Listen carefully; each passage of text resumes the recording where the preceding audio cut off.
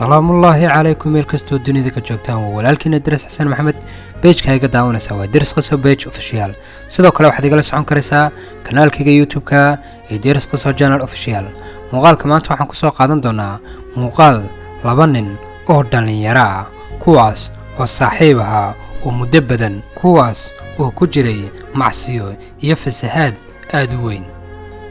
muuqaaladan oo kale si aan u soo badiyo fadlan igu dhiirigeli oo page-kayga like saar sidoo kalena qaybta YouTube-ka subscribe saaro gambaleelkana furo waayo waxay ka caawin kartaa si aad ila socotid muuqaaladan soo dhigo mahadsanid qisadeenu waxay ku bilaamaysaa sida tan labadan dhalinyarada waxay ku noolaayeen muddo aad u badan qurbaha kuwaas oo macsiyo iyo sino iyo gogol xaldhaaf la samayn jiray dumarka jirkooga ka ganacsada waxayna tagi jireen meelaha baararka iyo meelaha ay dadka ku caweeyaan inta badan dadka aan diinta lahayn kuwaas oo fadhiisan jiray meelahaas si ay uga helaan gabdho ay soo jiitaan ama ay soo kaxaystaan guryahooga isaga iyo saaxiibkii sida baararka iyo meelahan aan hadda u jeedno ayay imaan jireen si ay ugu sheekaystaan hadhowna gabdho dad jirkooda ka ganacsada ay u kaxaystaan kuwaas oona marnaba xagga alle u jeedsan iyo dunuubtan iyo fasahaadkan ay ku jiraan marnaba aana niyaddooda soo gelin in ay ka toobad keenaan laakiin dhaldhalaalka dunida uu wax weyn la noqday caadada markii waxooga iska dhammaystaan iyo khamrigooga hore waxay u sii kaxaysan jireen dumarka jidhkooga ka ganacsada si ay ula tagaan xaafadda muddo kadib meesha ayay hawshooda ka sii wateen oo wax dhibaato ah kumayna qabin labadooda saaxiib mar kastana waxay ku dhiiran jireen inay xumaanta ku sii jiraan iyo fasahaadka maalimaha kalena waxay ahaan jireen qaar TV daawada ama ciyaaraha wada daawada oo mar kastaba mayna aadi jirin masaajidka iyo meelaha cibaadada si ay u soo cibaadaystaan ilaahayna ay uga baqaan hase haatee mar kastaba waxay ku dhiiran jireen inay ilaahay ka sii fogaadaan oyna marnaba xaggiisa eegin maadaama alle subxaana wa tacaala uu abuurtay marnaba mayna eegi jirin dhinaciisa oo mayna odhan jirin tani waa adduunye ee maanta ayaannu iskaga tegaynaaye aannu bal wax qabsanno waxayna ku baashaali jireen ama iskaga nafisi jireen marka ay howlahooga dhammaystaan guriga oo wax iska daawan jireen TV labadoodu maalimaha ka mid ah iyagoo meeshii fadhiya ayaa mid ka mid ah xanuun ku soo boodaya runtiina wuxuu iska dhigayaa qof aana waxba tabin oo saaxiibkii wuu ka qarinayaa saaxiibkii wuu iska maqan yahay oo TV-ga ayuu iska daawanayaa isaguna wuxuu leeyahay saaxiib maxaad leedahay bal warkaysii isagoo xanuunkiisa ka qarinaya marka ayuu leeyahay saaxiib miyaad jiran tahay maanta hadalkaagu wuu liitaa oo waxbaa kaasi ah markii uu ogaaday saaxiibkii in uuna hagaagsanayn uuna sidiisii hore uuna ahayn dhakhtarka ayuu geeyey si uu soo baadho xaaladdiisa caafimaad markii dhakhtarradii gudaha ay la galeen ayna soo baadheen ayay ku yidhaahdeen waxaad qabtid cudurka noocaasa oo maaha mid dawo leh siday dadka badan inta badan u yaqaaniin HIV-ga taasoo saaxiibkiina uu ku la talinayo bal aniguna aan isbaadha saaxiib kulley anigana laygama maqnaa kii kalena waa la baadhay oo labadoodii isku cudur ayay noqdeen waayo waa macsiyadii iyo dunuubtii ay alle ka geli jireen mar kastana ay ka dheeraan jireen alle iyo salaadiisa iyo waxyaabaha uu alle na faray uu yidhi sameeya kadib waxay imaanayaan meesha baska oo waxay ku tashanayaan inay iskaga tagaan iskana haajiraan magaaladan laga yaqaano ay tagaan magaalo aana weligoodba laga aqoon taasoo saaxiibkii uu soo dhoweeyey fikirka uu yidhi inta aannu dhiman lahayn keligeen waa inaan dad kale sii masaafaysanaa maadaama lagu yidhi cudurkan muddo kadib waad u dhiman doontiin ee kiniinno qaata inta noloshiinna ka dhiman taasoo markii dambe ay yimaadeen airboodka si ay uga duulaan isagiiyo saaxiibkii una tagaan waddan aana laga garanayn taasoo ay isku raaceen inay dad badan fasahaadiyaan sidoodii caadadahayd iyo dumarkii ay ka daba wareegi jireen si ay dad badan u sii galaaftaan oo dhimashadooda ay ula qaataan,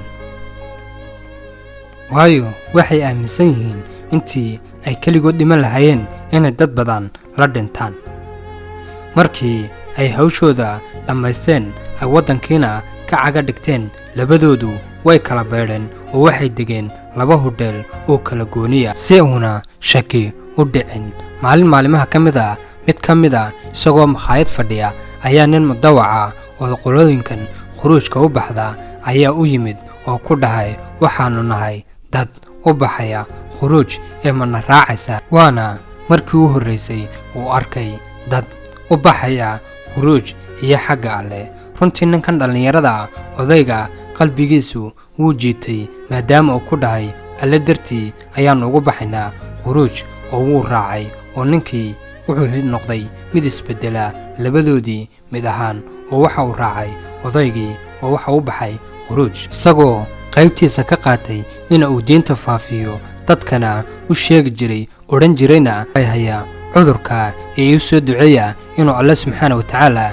iga caafiyo. runtii dadkii meesha joogay ama qof kaste uu masaajid kula kulmaaba wuu u ducayn jiray ilaahay in uu ka faydo, maadaama alle subxaana wa tacaala uu keenay xanuunkan inuu alle ka dulqaado xanuunkan. inankii saaxiibkii ahaana isagu fasahaadkii kama soo noqon ee mid fasahaadkiisii iskaga sii jira ayuu ahaa. maalin maalimaha ka mid ah ayaa waxa u imaanaya boolis, kuwaas oo ka shakiyey ninkani inuu xanuunkan qabo. kadib waxaa la geeyey dhakhtarka, waxaana la ogaaday inuu inankani xanuunkan qabo, kaasoo u sheegay ina uu jiro wiil saaxiibkiiya oy wada yimaadeen hal mar oo isaguna xanuunkaas uu qabo, taasoo booliskii la yaab ku noqotay ninkan dhallinyarada iyo saaxiibkii waxa ay la yimaadeen. markii dambe waxaa la dhigay dhakhtarkii maadaama cudurkiisu uu aad halis u sii noqday. booliskiina baadhitaan ayay ku sameeyeen dheer oo ninkii ayay raadinayeen saaxiibkii ahaa. sidii caadadii ahayd isagu makhaayadda ayuu iska tegi jiray marka uu khuruujka ka yimaado.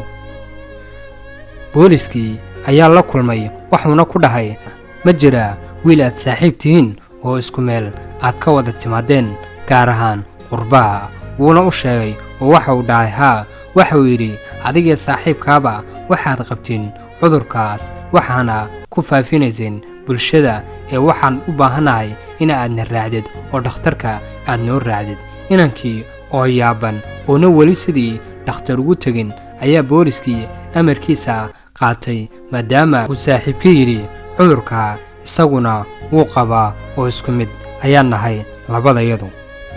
booliskii wuu kaxeeyey, waxa uuna geeyey dhakhtarka, waxaana la ogaaday ninkan saaxiibkiiya inuuna midh xanuunaba qabinna. saaxiibkii wuu yaabay oo waxa uu yidhi, saaxiib, maxaad isku dawaysay? dhakhtarkayna tagtay oo aad ku dawowday. laakiin ma ogaa intii uu xaggan macsiyada iyo dhibaatada uu ku jira kani inuu xagga alle u jeestay oo dhammaan dadka uu raaco khuruujka ay u ducayn jireen, ayna odhan jireen, alle subxaana wa tacaala ha kaa dulqaado xanuunkan.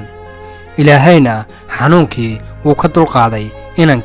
inankii kalena muddo kadib wuu geeriyooday, taasoo sababtay cudurkii uu qabay isaga iyo saaxiibkii. laakiin alle subxaana wa tacaala uu saaxiibkii ka caafiyey, waayo ilaahay ayaa awood leh. qofka xanuun kasta oo ku dhaca alle subxaana wa tacaala ayaa ka dulqaadi karaya. ducada dadkuna waa muhiim, maxaa yeelay 100 qofi hadday kuu ducayso mid ayaa laga yaabaa alle subxaana wa tacaala in uu ka aqbalo, waayo dhammaantood alle subxaana wa tacaala ma soo diidayo. haddii ay 5 qofi kuu duceeyeen mid ka mid a ayuu ilaahay ka aqbali doonaa, ama dhammaantoodba wuu ka aqbalay. muuqaalkanna intaa ayaannu ku soo afmeeri doonaa. qisadani hadday tahay mid dareenkaaga taabatay, sheer dheh oo asxaabtaada la wadaag.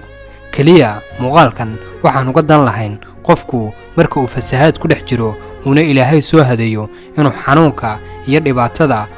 haysa inuu alle subxaana wa tacaala faraj uga furo kana dulqaado. wassalaamu calaykum waraxmatullaahi wabarakaatu.